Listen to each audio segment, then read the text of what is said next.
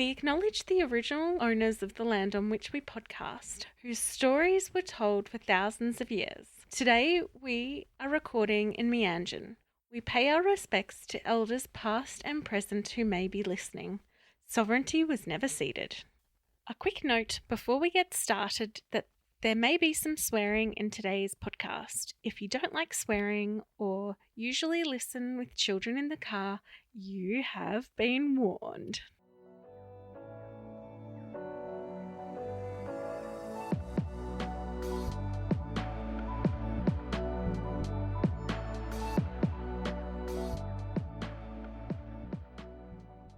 You're listening to What in the NDIS Now, a podcast where I, Hannah Redford, and my friend Sam Rosenbaum interview participants and providers about all things NDIS.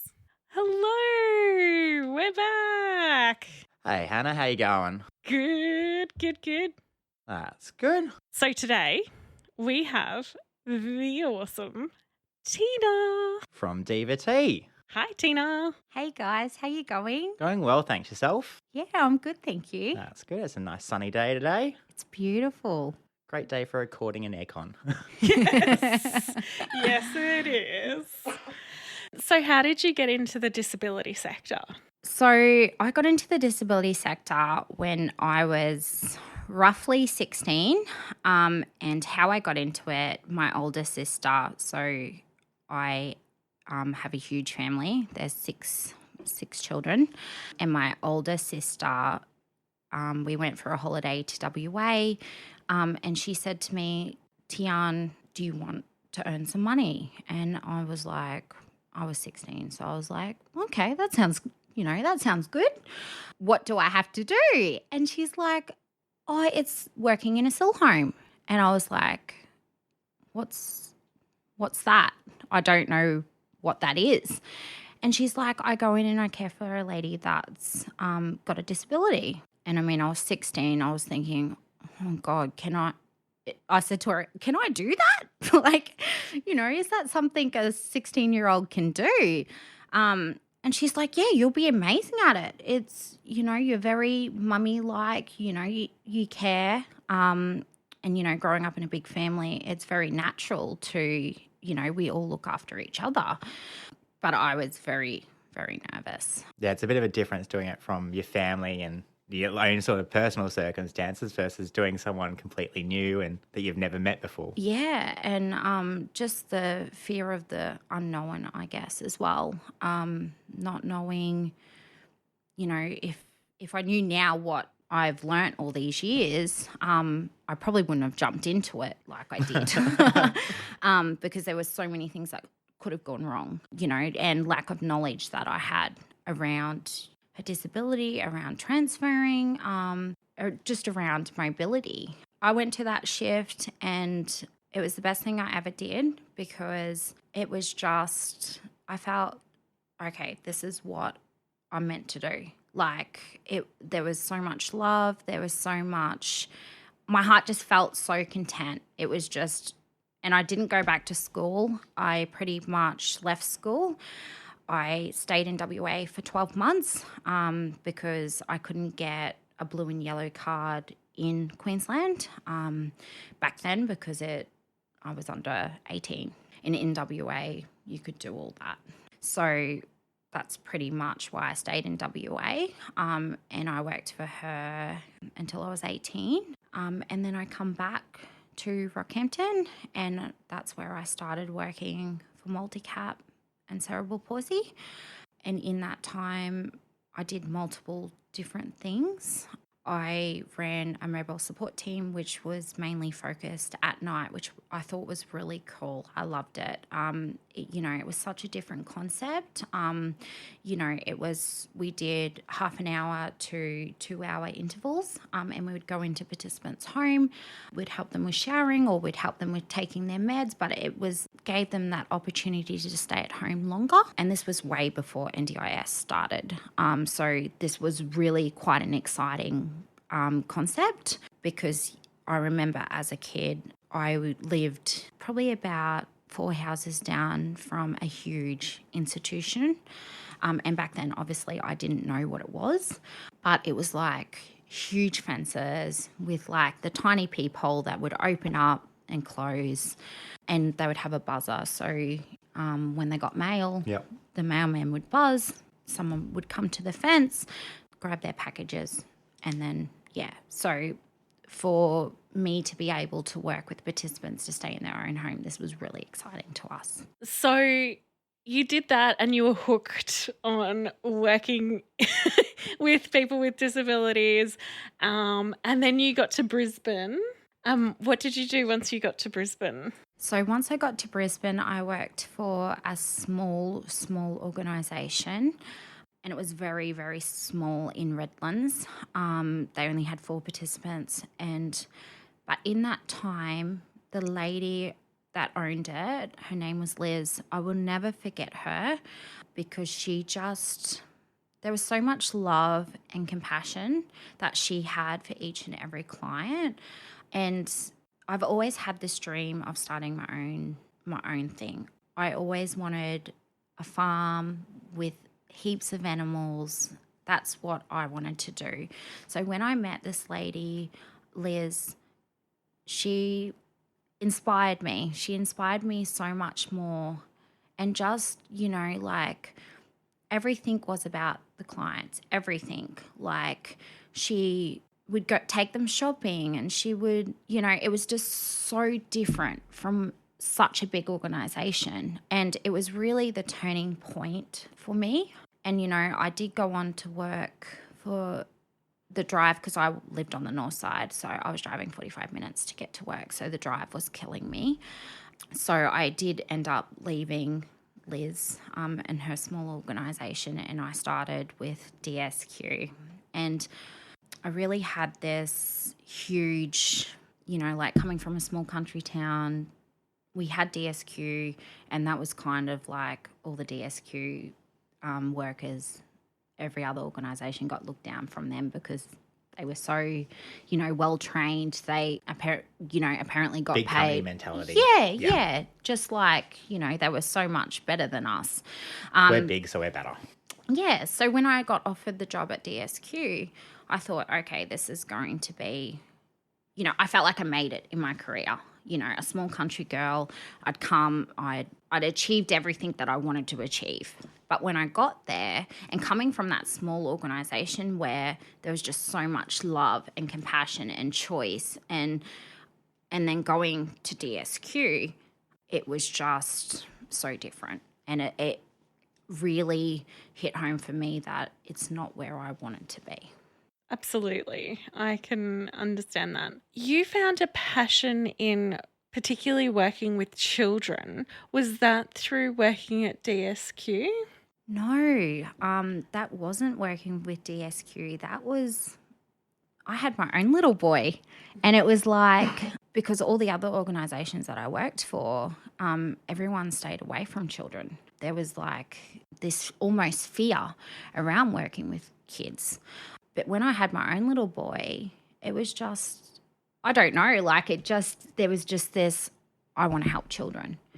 I can't explain it. Like it was just, I was drawn to children.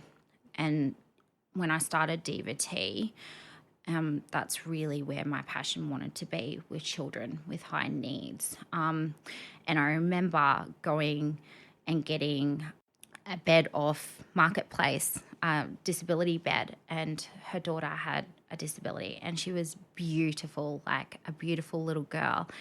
And her mum actually offered me a job working with her. So she was my first client that I worked with, a child. And I just felt like that's where my heart just felt like that's where I needed to be. And that's where the passion has grown with Divat, with children, because it's just where I feel like my heart is. Yeah, we talk a lot in the industry about niches and specialising in one element, and you've definitely taken that and focused very much on supporting kids and excelling at that quite a lot, which is fantastic to see. And they're so fun. Kids are so fun. What I love about working with kids is there's no nastiness. They don't mean to be or do things on purpose. or, Yeah. you know. Kids tend to say it like it is. Yeah. And so you know exactly where you stand with kids, and there's no questioning, are they happy or not, because they will tell you. And show it. Yeah. So I understand that absolutely. I think another awesome thing about what you're talking about is particularly high needs kids.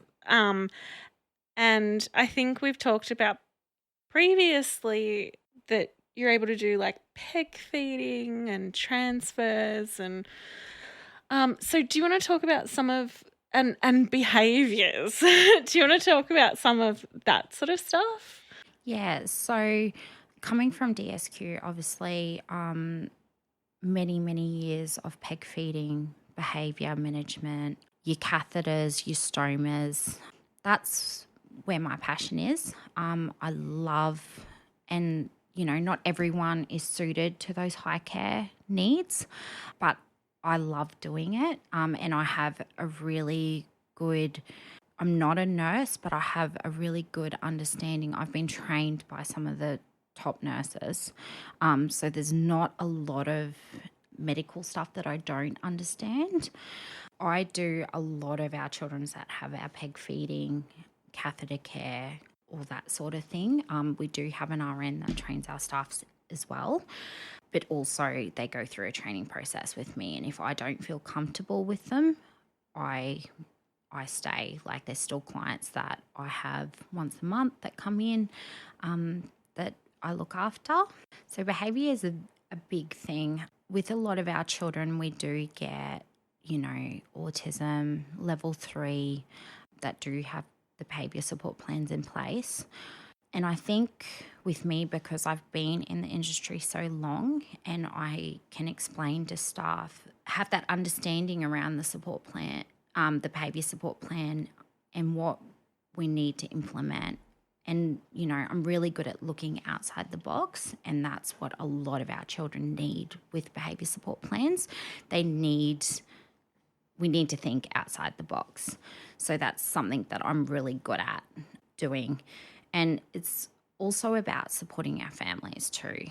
It's a huge thing, because without our families and supporting them, most of our children only have, if they're lucky, 6 hours a day, if they're lucky. And the rest of the time, our families, and we see this all the time, our families are getting extreme burnout because they're just not feeling supported enough. So when we take on our children, it's not only about our children, they play a huge part of our process, but it's also our families, and how best can we support them to maintain not only the behaviour support plan, but, day-to-day livings. And on top of that, working a job and keeping the family running. Yeah, when we look at our situations, we look at everything. It is really hard to get funding for children, and it is very frustrating as a support coordinator to feel like you're hitting your head against that wall of the NDIA and just go, yes, just because they're a child, this is not all parental responsibility. And it is really, really frustrating. And we do talk about this a fair bit. But I wish the NDIS would understand just how difficult it is to have a child who needs so much of your time and your energy and your emotions. And that's why parents are burning out. And if we just gave them more supports, parents would be able to go back to being involved at like the average level. So yes, I completely understand what you're talking about, and it's really heart-wrenching when you see the parents just feeling powerless as well. Yeah. Because the old age saying is it requires a village to look after a child or raise a child. It's very much more prevalent with families that have a child with a disability, and the impacts that it has on that individual plus the family and the family's wider networks as well is quite it's quite an impact there. But you were talking earlier around your staff and empowering them and training. For staff or for potential employees out there, what sort of are the difference points that you look for when you compare it to a normal support worker or just coming in to do daily supports versus high care supports and those behavioural? What sort of things should potential employees or people looking to get into more in the high care level, what do you look for in a staff that you would use with a high care participant? This is a very good question. So just having a basic knowledge around a behaviour support plan. It's very important that staff understand why it's in place, why we need to document, and to be touching base with us regularly if strategies aren't working. So then we can bring it up to behavioural therapists and say, okay, well, a couple of instances, we've tried this, it hasn't worked. Do you have another strategy that we could put in place? Or, even having people that think outside the box is really good as well, because if you have those staff that do think outside the box, they can put strategies in place. And then we're going back to the behavioural therapist and saying, okay, well, we did try what you suggested we do. It didn't work, but we've put this into place and we've put that into place and these seem to be working. And then with high care, I love people that ask questions, because it's not, and essentially it's not about, okay, you've got a feeding peg certificate, you'll be amazing. Because even though you've got that certificate, it doesn't mean that you understand the workings of a peg or a catheter or, warning signs of, if the peg starts leaking, those kind of things that can happen. So I find those staff that do think outside the box and do ask questions are amazing, because I'm not an organisation that says, okay, you've had 3 buddy shifts, I'm going to leave you alone, you should know this stuff by now. Like, if they don't feel comfortable, I will train them as long as it takes, and I will be on shift. And, some staff, they're just not cut out for high care, and that's okay. Some staff are amazing at behaviour support plans, but high care, they're not. So it's really having that idea and around staffing and watching your staff and seeing where they excel at. I guess it's kind of a bit like that niche point that we made about providers in general. Staff should probably look at tailoring the area that they're wanting to get into long term for a career in the same sort of manner. What do you want to specialise in as a disability support worker? 100%. And then grow that, so then you can become the ins and the outs. Because I come from a compliance background, I talk about it quite a lot, but doesn't necessarily mean I know the intricacies around peg feeding or catheter management, because they're very specialised sort of thing. I can think outside the box and build out those plans, but without having that same training, qualification or long-term experience as well. I don't know everything, so I always refer back to experts in those areas or subject matter experts to get that input on how to write certain policy and procedures to develop that for internal use. Yeah, and it's about being honest too, and being honest what you're good at.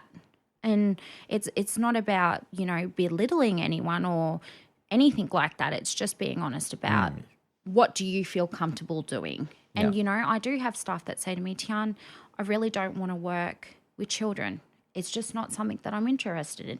Great, thank you for coming to me, because staff think that I'm going to be upset or I'm going to be, no, I'd rather you come to me and say, okay, I've tried working with children. It's not what I'm interested in before, because it's potentially can upset or damage a child or damage a participant if our support workers are not feeling 100% confident in what they're doing. So I'd rather our support workers be honest with me and come to me. It does pose a organisational risk or an operational risk to the business if staff aren't necessarily confident or are able to engage to the fullest in the assignment or the task or activity that they've got to do.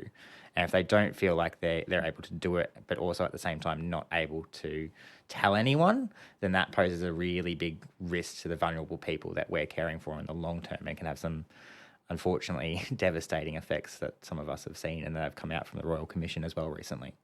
Yeah. So what other services do you provide?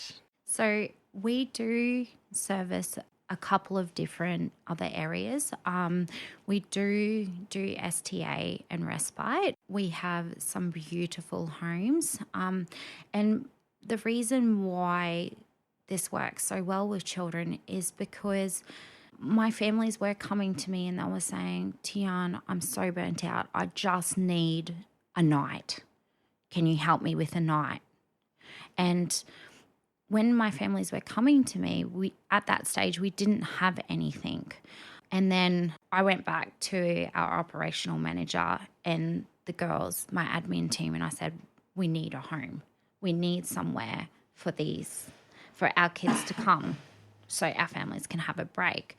So I touched base with a couple of real estates, and this one real estate got back to me, and it was on an acre. It had an in-ground pool and it had a tennis court. And as soon as I went out there, I was like, oh my God, this place is so perfect. Like, it was just so beautiful. And it was everything that I could imagine.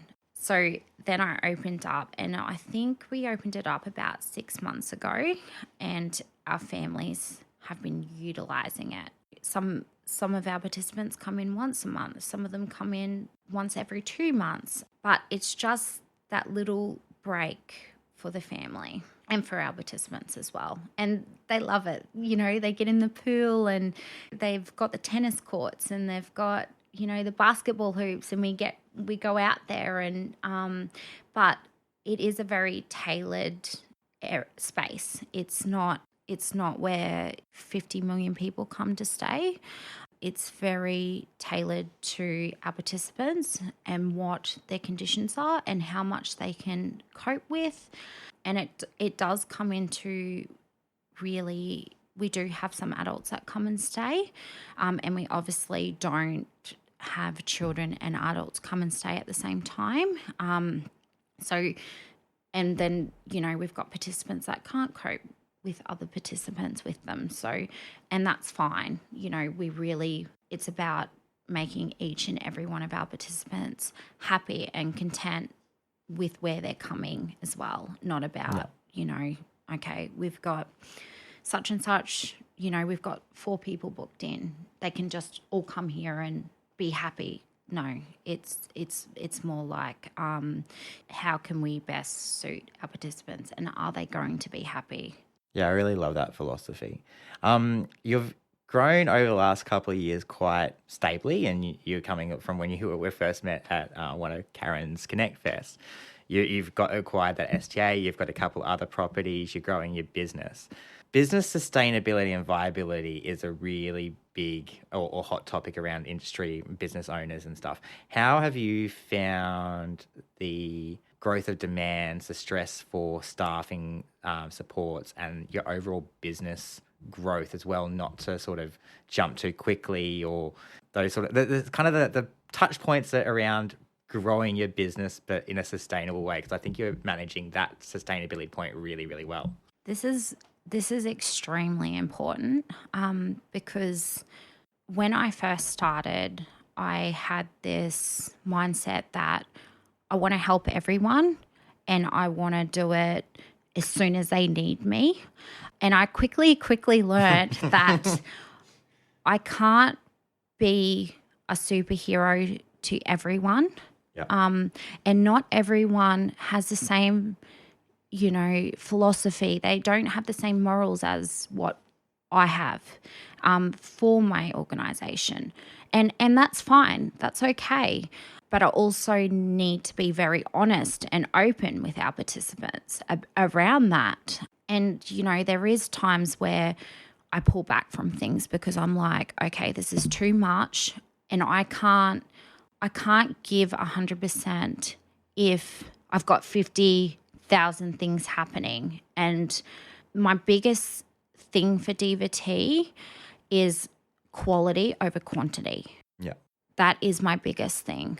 And if I have to say no to a participant, and it does break my heart to do that because I really do want to help everyone, but I also need to be realistic about I'm one person. And yes, I have a team around me and they're amazing, but because I love and I'm so passionate about what I do, I oversee everything. I'm not a director that sits in the background and like, I won't do that. I won't see this. Every house that I've set up, it has a little bit of me in it. It has, it has that compassion. It has that love. It has that choice and control that I want for all our participants. So for me to, take on everyone, it's just not realistic and it's not what I want.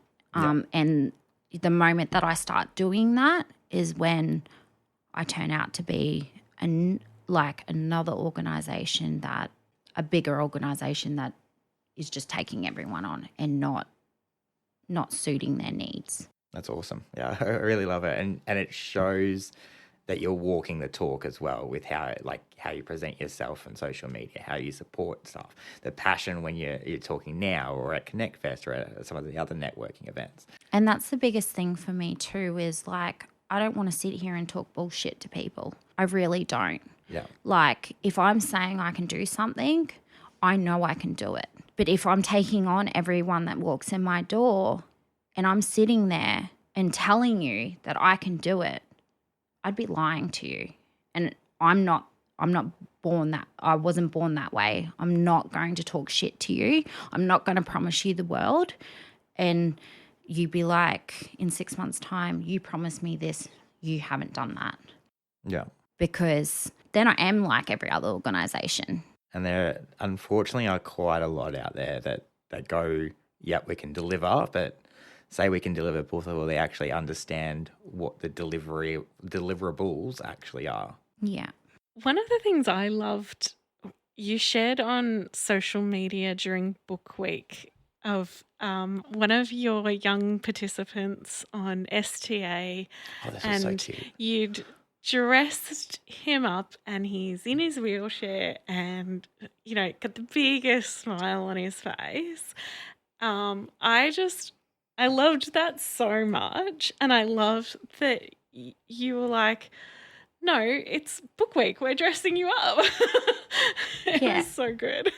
When the kids come in for STA, I treat them like they're my own. So, it was Book Week. And like when he has discos and stuff, and if he comes into Respite, I take him to those. Like he's, at the end of the day, take away his disability, he's still a child. He still deserves to have all those things that we do with all our other kids. And I love that. Like I love being able to give that to him, and he was just so happy and he looked so cute and I couldn't stop telling him how cute he looked and he's like, stop it. He would give me this look like, stop it. The ego boost was definitely prevalent in the photo. Yes, he loved it. He absolutely loved it. But it's just like little things like that, big organisations don't do. And it took me, I was getting him dressed anyways. It took me literally 2 minutes to dress him up. So it's like, it's not that, and it made such a difference to him. That's what I'm about. Like those little things that probably don't mean anything to anyone else. But that morning, and when I got him dressed up and just that smile, that 2 minutes that it took me to get him dressed made everything worth it. The enjoyment and his appreciation for that was in every inch of his smile on his face. Yeah, it was great. Yeah. So quickly, before we do the last question, I just want to check what areas you have supports. So at the moment we have support in all of Brisbane, Rockhampton, Cairns, and we are just about to open up in Casino which is a small country town in New South Wales. Which is good. Sustainable growth. Yeah. Yeah. So, yeah, we're trying to take it slow and steady and making sure that our participants have the top level of care. Awesome. So, our last question, which Hannah absolutely loves everyone's varying responses. Well, because it's always cool. Because It is. There are some everyone great has responses. had a different answer, and it's so exciting. So, in your ideal world, what would the future of the NDIS look like? Ooh, this is very interesting and one I haven't really thought about. Boom, boom, boom, boom, boom, boom.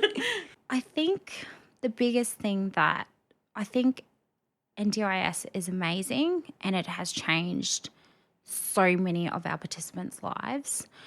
I just wish that the process and the people that were determining the outcomes had more experience in living with somebody with a disability, or not even living with somebody, but just having a general understanding of the needs, of what it takes to care for somebody, what it takes to care for our children. And my biggest thing is, like, if they could just spend a day in our parents' shoes, I think the way they throw parental responsibility would dramatically change, So I think, I think there is flaws, and I think, Bill Shorten didn't think that it was going to get as big as it is, or there wasn't going to be as many people that there is. But I really, and this is what happens with big organisations, people get left out, they get forgotten. There's just so much work to be done. But yeah, I just feel if our planners had more experience, more training. Yeah. Like, realistically, if they had better training, we'd have better and more consistent outcomes. Because even that, like you said, I absolutely love the NDIS too. It's awesome. But that's also why I'm here to help it get better, because I love it and because I know the difference that it makes. And yes, I'm with you. If planners and LACs just had more training and better understandings of disabilities and better understanding of the NDIS, that would be delightful. Yeah, it just makes such a difference. It really would. And sprinkle some more empathy on top of both of those. Yeah. A great answer there. We got another one. Yes. That's awesome. Why I love it. Well, thank you so much, Teina, for coming along. It's been great having you and great listening to your story and your thoughts around staffing and supports and kayak care needs. Thank you for having me. It was lovely. Yes. Until next time. Bye. Huzzah! Thank you for listening. Please share with people you know. Until next time, as the Green Brothers say, don't forget to be awesome.